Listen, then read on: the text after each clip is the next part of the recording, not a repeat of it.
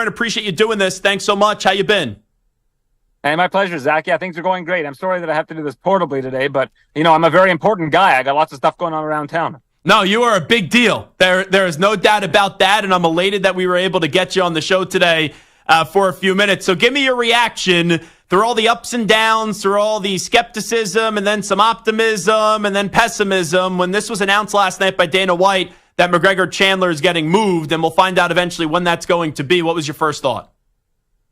See, I thought I was only a big deal in my own mind. I'm glad that other people were able to confirm my own biases. But so last night, obviously, we find out that the event is off. It had been trending that way for a couple of days leading up to yesterday. And of course, the UFC have to come up with contingencies. This wasn't an event that they could cancel. It's International Fight Week. They've got their Hall of Fame inductions that week. They've got UFC X, which is their fan conference. Just too many things at stake for them to just outright cancel the event. And I think that based on the amount of time that they had to work with, this is probably the best that they could have possibly done. Getting a guy as big as Alex Pereira on the event, I think is just a huge coup for them. And Yuri Prochazka is going to make for a great dance partner. We already saw that fight back. You're in your neck of the woods in November at MSG, and now we get to see it again. I think that this is probably the best that they could have done under those circumstances. But yeah, Conor McGregor nursing some sort of injury that's going to keep him out of action for at least a month or two until they can figure out where they're going to put him. And it seems like they might even do an entirely new event centered around Conor McGregor and Michael Chandler, a fight that everybody's been waiting for some time. Personally, if it were me, I'd put it in this Las Vegas Sphere. It's their only time they're going to be doing an event at the Sphere. It looks like one and done.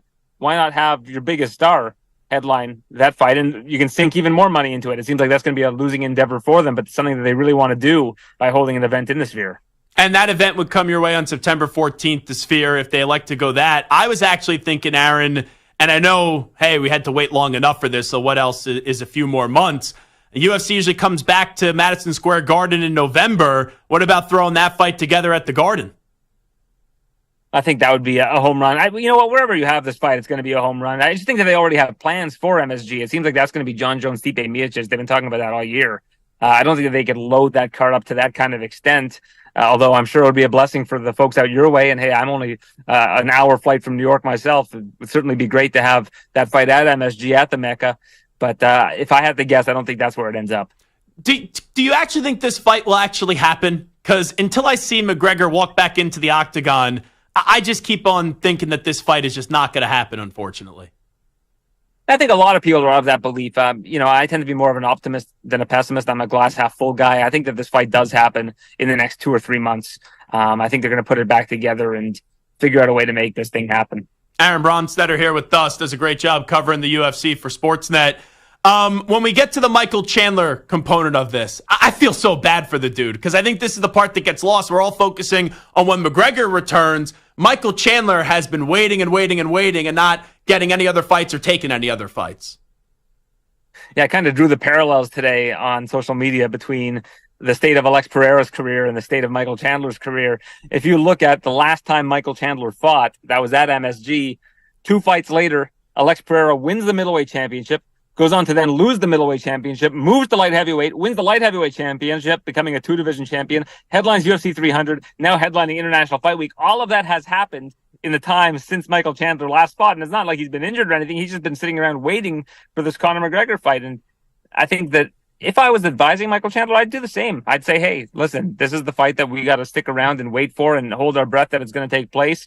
If it doesn't take place, we took a risk. It's, we're kind of in the late stages of our career here, but I think that Michael Chandler has a very good chance of beating Conor McGregor. And, if that does happen from there, I think that there's so many more big fights ahead of him after that, even though he is in the latter stage of his career. Yeah, even when McGregor gets back to the octagon, I said this to Dana White 2 years ago, and I was talking to him at the Super Bowl. Like, I have no expectation for him, and I think Chandler would win that fight. And he goes, that's why you end up having the fight, because he'll have other people tell him he thinks McGregor is going to win. What can you expect whenever McGregor finally does get back to the octagon, if maybe it is in a few months?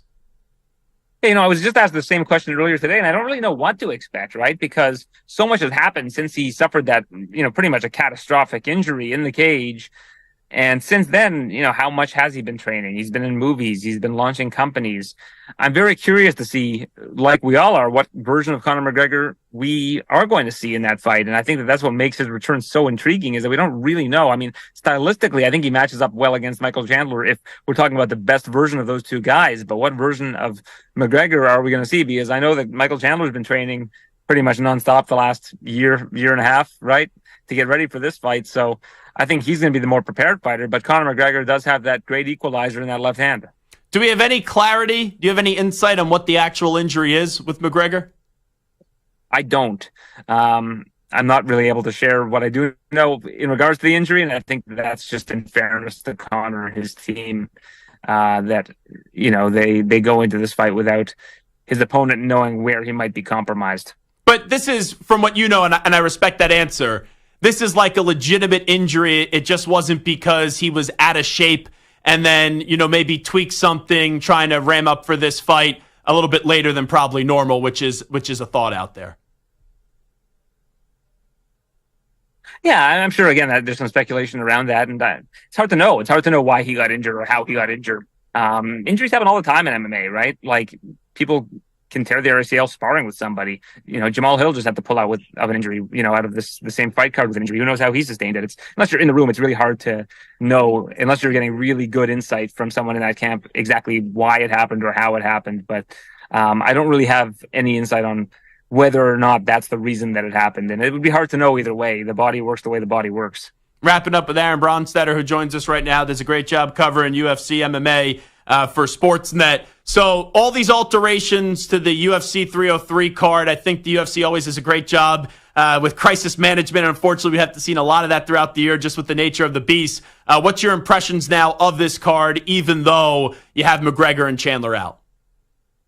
Yeah, I mean, I think really kind of almost the best case scenario played out. To put this kind of a card together in 10 days is not easy.